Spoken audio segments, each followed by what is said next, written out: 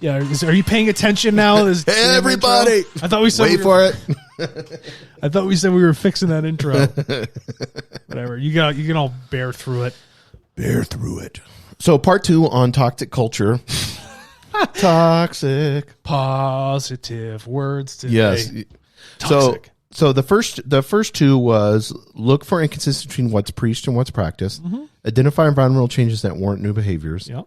So number 3 is leader. Here we go. And this is harsh. Don't shit talk me today. Create a culture whistleblower process. What? Create a culture whistleblower process. Jimmy's not wearing a mask. So snitches. You know, snitches get stitches. Well, this is okay. So snitches are bitches. Oh man, what an interesting. This is interesting. Okay, whistleblower. Because we look at Snowden. Yeah, that's what I'm saying. When you think whistleblower, it's the first thing that comes to your mind. Yeah, well, let me give you. This is really interesting. The SEC charged Kraft Heinz. They came together a long time ago. Yeah. They control the food. With the long-running financial and procurement scheme to inappropriately reduce the company's cost of goods, which caused Kraft Heinz to restate its financials when the information came to light in the summer of 2019. This is here recently. Mm-hmm. The practice seems to have been ongoing since 2015, yet all indications are that it was not well understood by leaders internally.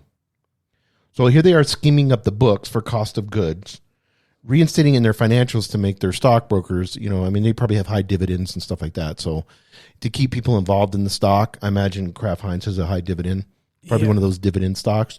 So, okay, if we can knock our costs down, our dividends are going to go up, so people will stay in the stock. So whistleblowing, okay, so here, these are huge entities. Mm-hmm. They're so big.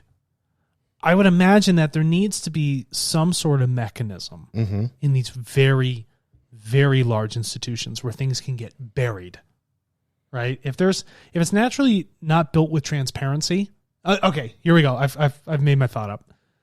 If the company is not built off of transparency, it naturally then later on it's going to have some whistleblower scheme, which I don't agree with, right? That's just me fundamentally, because we base everything off of transparency.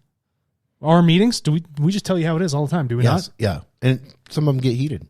Yeah, they do. You and I have gotten heated a couple times. Absolutely. So, yeah, this is part of being truthful. That's what truth is, and we got to find understanding. And it's never an easy thing to do, but whistleblowing is like tattling on someone because the right mechanisms were never in place in the first place. And Snowden is going against the government. That's true. I don't hate that. So, yeah, I don't hate that either, like in the sense of you can't have a reasonable... If I can sit down with you and have a reasonable conversation about a disagreement, we've done it many times, and you've changed my mind, and I've changed your mind. Correct. Here we go. Next and so in Twitter world, everything is, let me slam people, hide behind my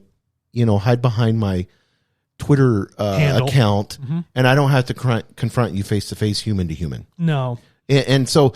It's the same thing like, oh, Jimmy next door, I saw him with a gun, or I saw him, these type of things. Oh, man, that's horrific, Even though, in the United States, some countries, you have a right to own a firearm, regardless if you believe or not. That's the law. Correct. So I'm not going to whistleblow on Jimmy unless he's running in the front yard and pointing it at children or people or cars or whatever.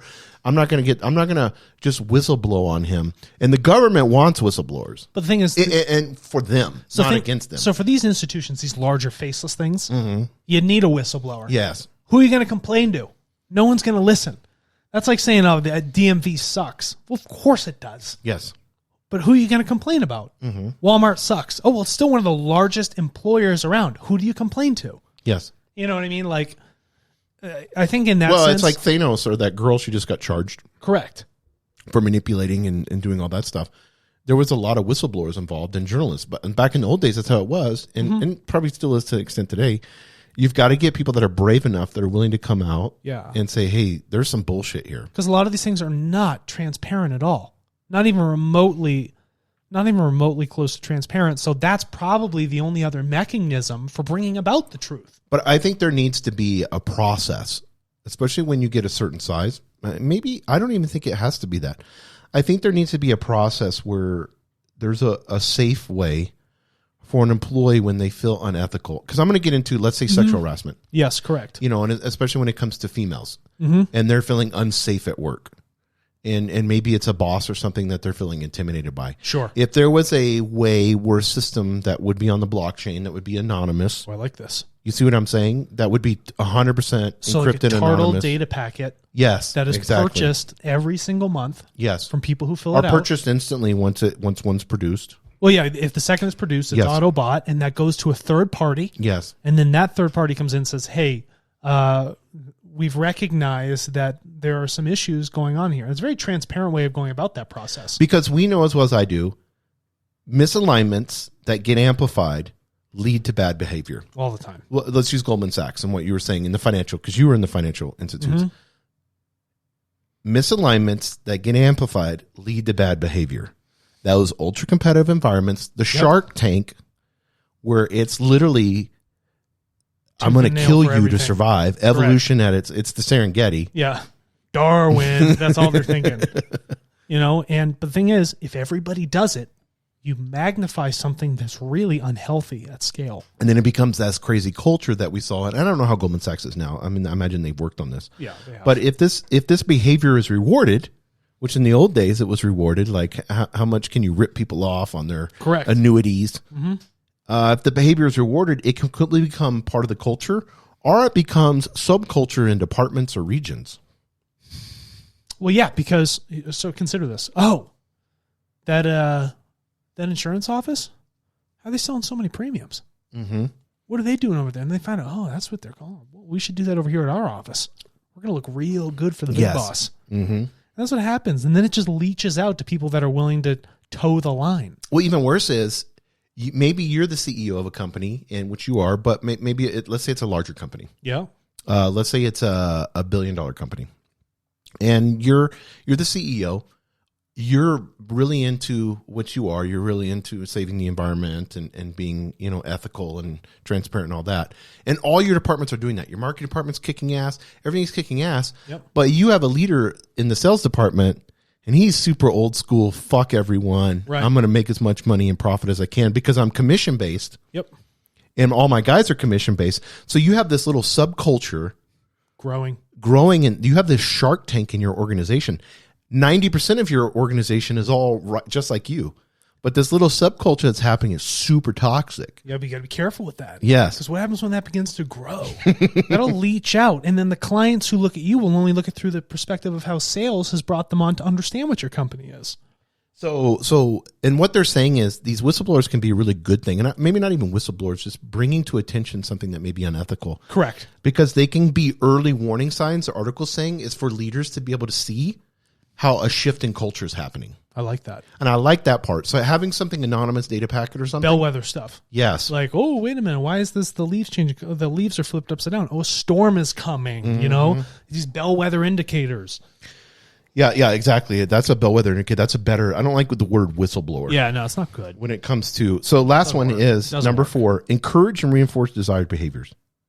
Culture is not something you can change head on. Instead, the mechanism for culture change starts with new actions and behaviors. Yeah. If somebody does something that is a proper cultural alignment, congratulate them. Celebrate it. Publicly. We need to celebrate stuff more. We don't celebrate enough. Just a personal point. Personal point of privilege. No. Yes. Just a personal point what we do in my life. Anything that is remotely positive that's been worked at for a bit, we call them micro celebrations. We just have little micro celebrations all the time. And it's good because it naturally reinforces that positive momentum. Yeah, and I personally think culture comes from clear communication. That's what I'm saying, transparency. Yeah. So whenever you look at clear communication, and I'm talking to have leaders that have the ability to be able to sit somebody down. That's why I think coaching is so important in leadership, to be able to sit somebody down and say, hey, these actions that you're doing, I'm just letting you know. To be able to have this conversation with somebody, these actions that you're doing is not aligned with how the company's culture is. And Correct. Here's the reasons why. And Jim or Susan, you're a great person and you work really well, and I appreciate the work that you do. But these are a few things that I see as your leader that need to change. Yeah. And I want to see us together work towards changing those. And here's how we're going to change those. See if we can adapt to it. And then from there, celebrate them every time along the way as they actually do something that does it. Yeah. And then if they choose to say, did they choose to be like, well, fuck him, fuck off. Okay, bye. And continue that, then people are naturally self-filtering. Yes. And you gotta let them do that. Yeah. If you're transparent and truthful, people will self-filter and they'll just weed themselves out. Mm-hmm. And so that's why that culture builds such strength of truth and transparency. Yeah, Jocko Willink, which is a Navy SEAL guy, real big, burly. Oh, my podcasts are in black and white. Extreme ownership. You know, his podcast. You know what? He's like, he had extreme ownership. Extreme ownership. So he was in charge of a lot of, you know, he's commander, SEAL team, all that. So he had some of his leaders come on that were underneath him and talk, and it was really interesting. He asked all of them. He goes, "When did I ever tell you to do something?" Mm-hmm. And all the other team leaders that were on there, these leaders said, "You never did." No. He never once told them to do something. But they all did it because they knew what the mission needed, but they took responsibility in each of their parts. He would ask them, he would say, "How do you think that we should accomplish this?" Yeah. And then they come to the conclusion themselves. Yes. And then when it's a victory, celebrate that. Yes. The culture is allowing people to be responsible and make the choices. That's what it is. You don't have to tell people what to do. You have to make them feel like they're a part of the decisioning process. Yeah, and to close it out, he was talking about better.com in this article, and he says, sometimes it can be chalked up to a few bad leaders with bad intentions, yet in many cases, it is not malice, but rather an inability to proactively and deliberately shape culture that results in toxic culture. So it's not, I guarantee the CEO wasn't meaning any malice. No. He was just looking at like, we've got to cut costs. We need 900 employees, and he's just thinking in his head. How many times have I been transparent and people misread it? Oh, yeah. But I mean, that's just part of. Yeah. You're not going to be a CEO and not have that rub. It's expected. Yeah. Assessing the health of the company culture must be high on the agenda to proactively identify and address potentially destructive behaviors. Intentional evolution, I love that word. Intentional evolution is critical to ensuring that culture continues to be an enabler, not a detractor of progress. Yeah, your culture should not be inhibitive to your growth. If it is, culture's wrong. Well, I'll give you a prime example. You can have some of these cultures that are out there and they're so freeing, and they have like Netflix where you can take vacation as much as you want. Yeah. You can make your own hours. You can do whatever you want. What about the 4-day work week one that? Yeah, or the 4-day work week or whatever it may be. But yeah, that's all great, but are you holding them accountable? That's what matters. What does that look like? You have to have a culture of accountability. Right. If you're giving people self-responsibility, then there has to be that other side, that economy of having accountability, and then there's got to be metrics, KPIs. Otherwise, people will How do you advantage. measure? If there would be advantage will be taken of it. And then that creates a bad culture because then it's kind of like you're just creating laziness. Yes, correct. And then people are getting so busy in their We don't need lives. to reward laziness. But people are unfulfilled when they're lazy. Yeah, no, people want to work, and that's why micro celebrations of people being responsible and being accountable needs to happen in the workplace. Thank you for joining us on the Albuquerque Business Podcast. And thanks to our sponsor, RigbyDigital.com. Make sure to subscribe and share. And go to ABQPodcast.com. Get show notes, resources, and links to everything we talked about today to help you navigate your journey as an entrepreneur and business owner.